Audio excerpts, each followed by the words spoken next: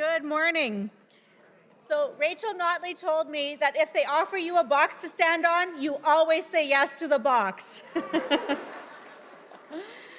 So folks, 1 million Canadian jobs. 1 million Canadian jobs are connected to cross-border trade.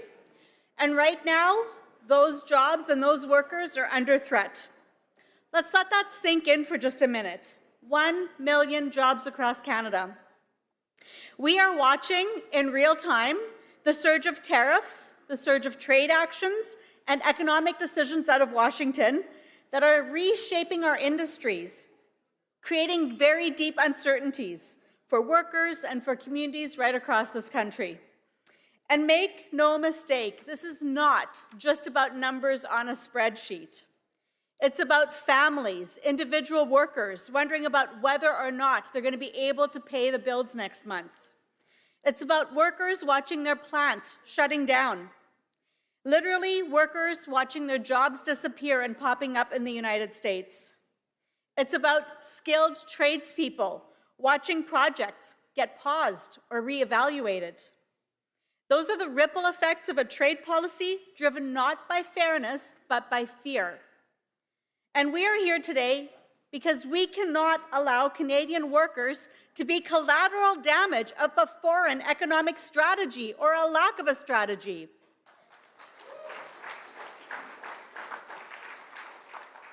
And let's be clear, this is not just a trade dispute. It's a broader attempt to undermine Canada as a nation state.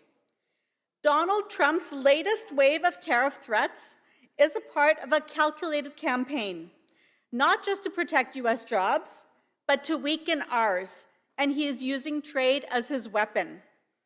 It's economic warfare, and it's here to destabilize our economy.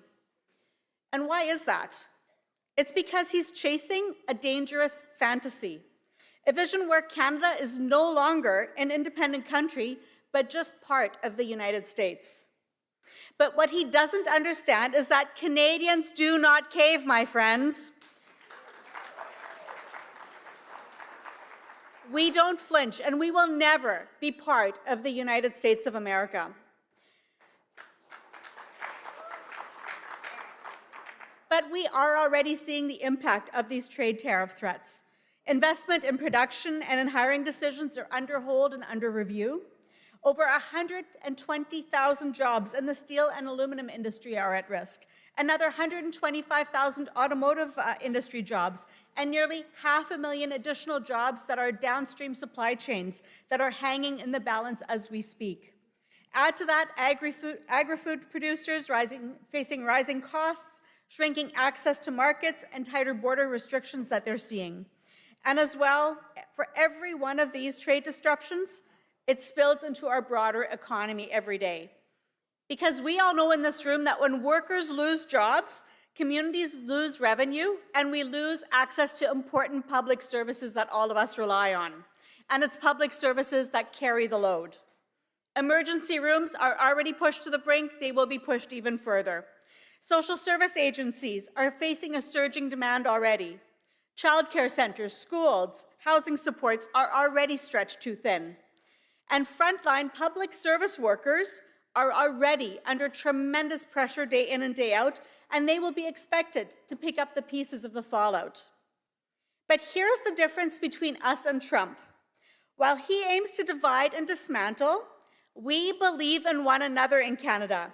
And in Canada, we look out for each other. We don't abandon people in hard times. We support them through public health care, through strong education systems, through affordable childcare, through public transit, and affordable housing. That is who we are as Canadians. And these services aren't just social policy, they are the foundation of our economic security. That infrastructure for equality, for inclusion, and for recovery is a priority for us in Canada.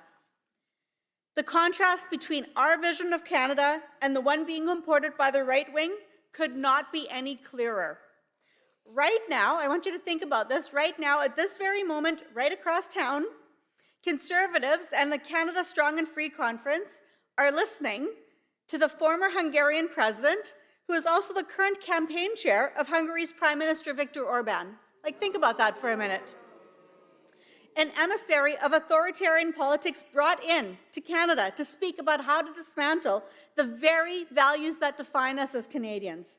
Community, care, and collective responsibility are those values. While we fight to strengthen what makes Canada fair and inclusive, they are learning how to weaken it. And they want us to be divided. They want us to have fewer rights, fewer protections, and fewer public goods. But my friends, that is not the kind of country that we are building collectively.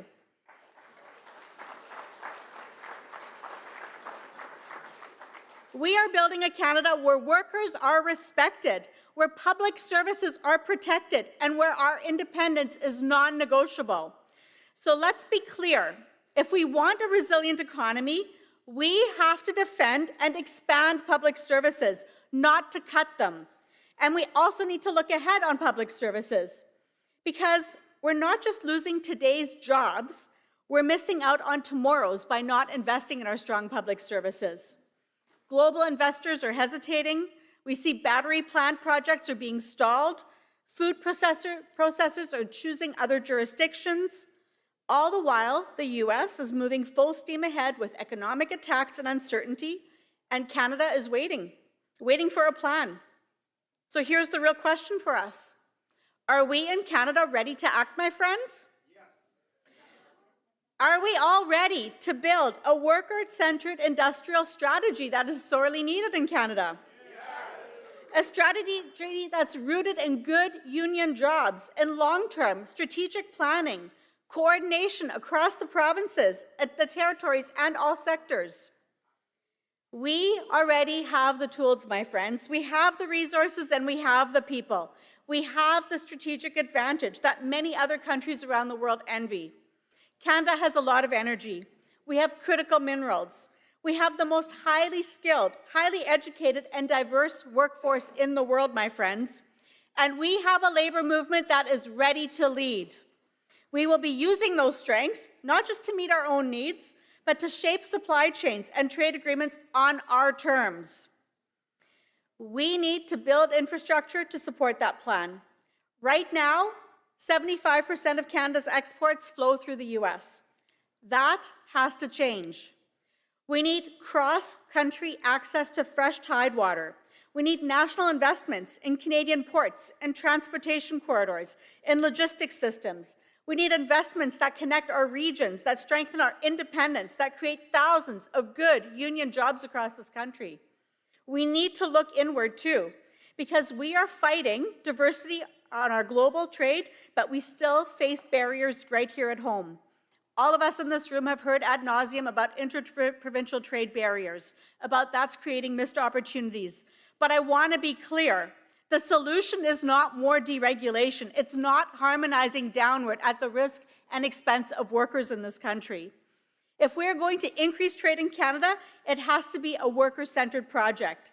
It has to be about raising standards, not lowering them, about ensuring that every single worker, no matter where they live, can benefit from the shared prosperity and not have a race to the bottom. So to everyone here today, this is a very defining moment, and the road ahead is going to be tough. But we are Canadian. We will see more disruption. We will see more attempts to divide us. But Canada's labour movement is strong. We are focused and we are ready. We collectively have faced down bullies before. We have fought for fairness before. And we have won. And we're going to get to work. And we're going to organize like we've never done before. We're going to push for real policies, real protection, and real leadership. So let's build the Canada of the future. Let's build the kind of Canada that we're going to be proud to leave to our kids and to our grandkids. And let's, for the love of God, kick some ass for the working class, my friends. Solidarity.